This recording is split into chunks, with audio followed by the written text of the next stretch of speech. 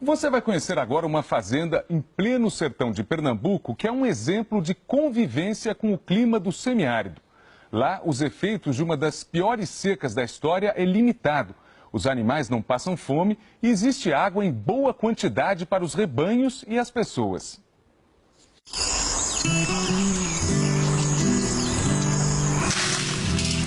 Vida e morte. No sertão devastado pela estiagem mais severa em décadas, a água determina a sobrevivência dos bichos, das plantas e o sofrimento dos homens. Nas comunidades rurais, o latão vira banco nas carroças puxadas pelos animais. A água é escassa e são necessárias várias viagens por dia para suprir a necessidade das famílias.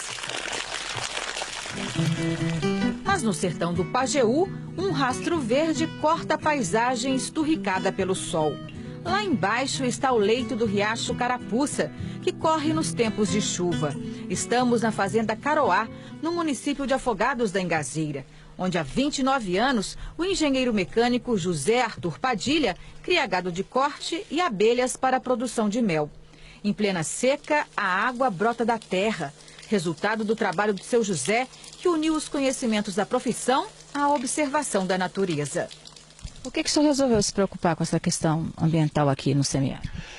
Olha, é um meio decorrência, né? Primeiro eu nasci no semiárido, né? E essa questão do semiárido, por alguma razão, talvez até esquisita, a gente se apaixona. Eu posso me considerar uma pessoa que emotivamente estou muito ligado ao semiárido.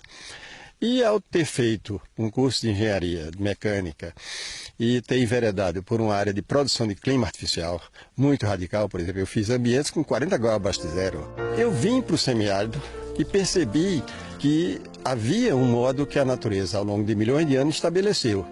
E o que cabia era somente observar bem direito. O que o seu José fez foi construir ao longo do rio que corta a propriedade pequenas barragens. Note que elas são curvadas, como meia-lua.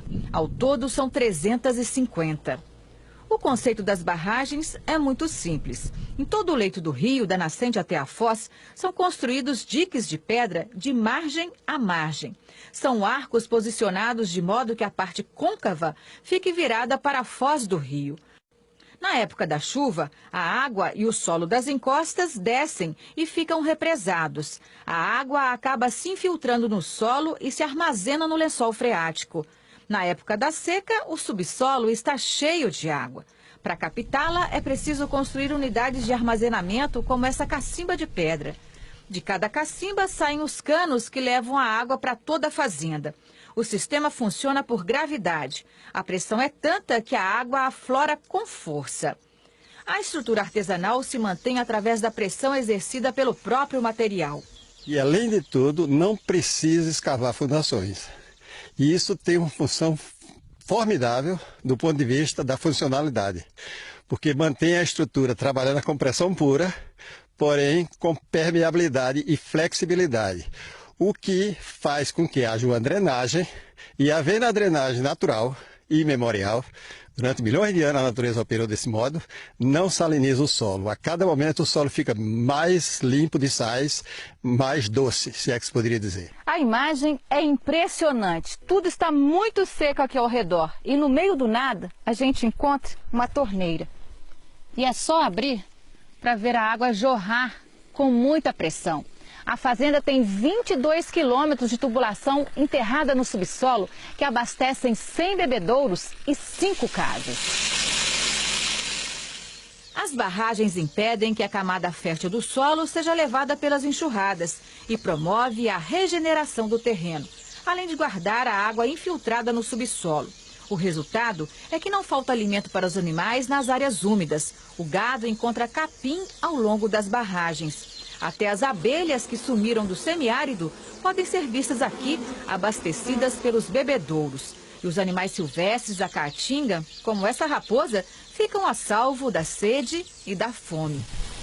O sonho do sertanejo é construir um laboratório de estudos e divulgar essa experiência para outras regiões do sertão.